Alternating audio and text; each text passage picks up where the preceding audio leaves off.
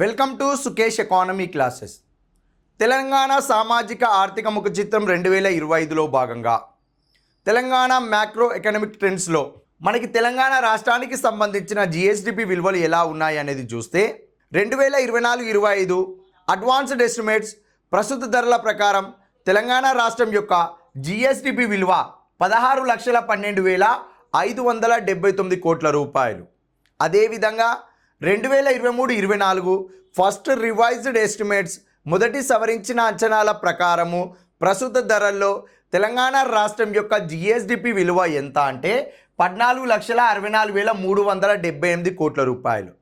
India పరంగా చూస్తే భారతదేశం యొక్క జీడిపి విలువ 2024-25 అడ్వాన్స్డ్ ఎస్టిమేట్స్ ప్రకారము ప్రస్తుత ధరల్లో ఎంత కలదు అంటే 3,31,03,215 కోట్ల రూపాయలు.